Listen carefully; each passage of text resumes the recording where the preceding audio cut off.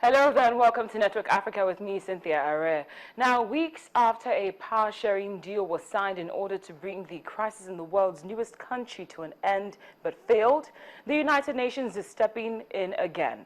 The Security Council of the organization has established a sanctions regime for South Sudan but stopped short of imposing worldwide travel bans and asset freezes on officials in the conflict-torn country or an arms embargo. The unanimously adopted resolution drafted by the United States threatens to blacklist anyone undermining security or interfering with the peace process after March the 5th and April the 1st deadline set by the regional East African IGAD bloc. Having this resolution in place with realistic deadlines based on IGAD's milestones for resolving the crisis, we hope will improve IGAD's chances of success in reaching a credible and sustainable peace. We are enhancing IGAD's leverage in the negotiations by sending a very clear signal to those who continue to choose war over peace.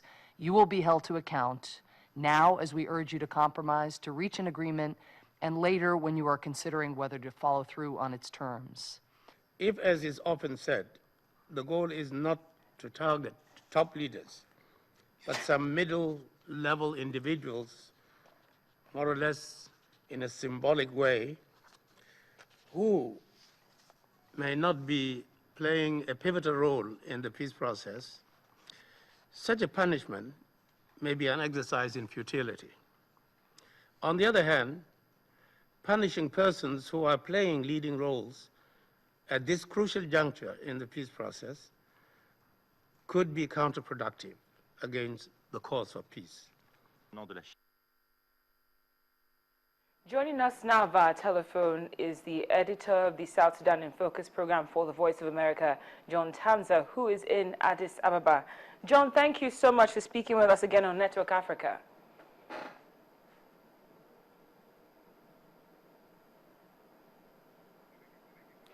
John, can you hear me?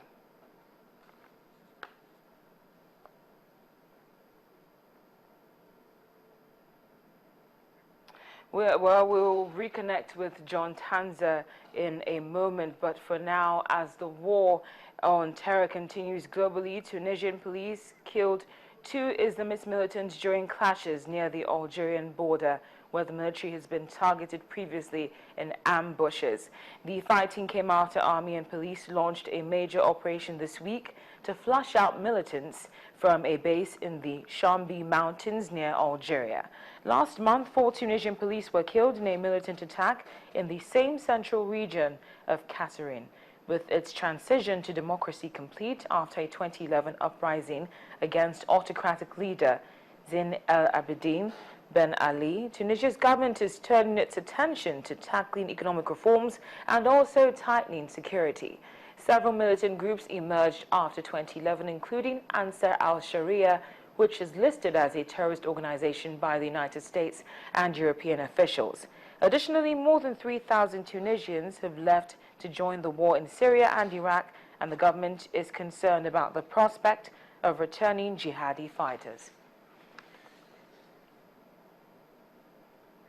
Well, we're still looking at the top story, that's the South Sudan crisis, and now we've just had a bite come in from the Voice of America. Now, days before a deadline to once again reach a peace deal that would end 15 months of violence in Africa's newest country, the South Sudanese President Salva Kiir and the rebel leader Riek Machar are meeting in the Ethiopian capital, Addis Ababa. Now, to step up pressure on both parties, the United Nations Security Council has adopted a resolution to possibly impose sanctions if a deal is not reached by Thursday, March the 5th.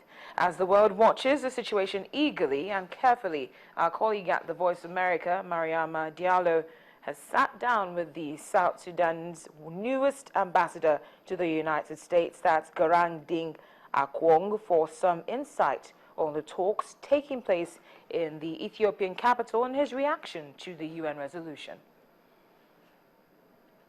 If an agreement doesn't come out of the peace talks, is there a plan B? What's next for South Sudan? Well, we don't know what is in the rebels' minds. We cannot read the rebels' mind. But we in South Sudan, as a government, we don't have a plan B that will destroy South Sudan. A plan B that we would like to initiate as a government. Yeah, my reaction to the sanctions resolution that has been passed by the Security Council is negative, of course. We are very, very disappointed as a government. We are very dismayed by these sanctions because we think that sanctions will not resolve any problem in South Sudan. Instead, it will aggravate the situation more. Also, sanctions will send a wrong signal to the rebels that there is somebody somewhere that is holding the hands and the legs of the government, and they are allowed to beat the government by any means that they have. We have tried to talk and engage with Americans, who are the sponsors of the sanctions, to express our view that sanctions will not solve any problem in South Sudan. Instead, keep engaging the parties as it used to do during the Naivasha agreement.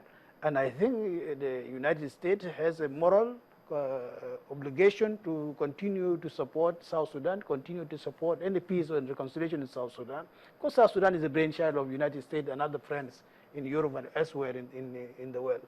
So we are not happy with the sanctions. We will continue to object to sanctions. What is it signaling? I mean, yeah, I think there has been a progress that has been made on different fronts, especially on the economic fronts. But now it remains the issues that are in the governance area. And mainly you have mentioned the issue of power sharing, the structure of the government, and the army issue. And the government, led by the President Salva Kiir, has given a lot of concessions in these areas. The rebels' side is putting very difficult conditions on the government, which we need to discuss thoroughly. First of all, they need standing to arms during the 2 years of transitional period. Secondly, they need the power sharing of the cabinet, 50-50. Third, then they want the position of the first vice president. From the government side, we think that the issue of the two arms can be discussed. We can reach agreement, but 2 arms, it is too long. The warring sides for that long time, then the forces will be entrenched in in their positions. We think that a shorter period in which to integrate the 2 arms will be preferable. The position of the president has been that he is comfortable with by having 2 vice presidents with equal powers. With the parliament issue, we think that it is an elected parliament, therefore nobody has power to dissolve it. What the government can do is to enlarge the parliament in order to incorporate the rebels and other groups in the new parliament.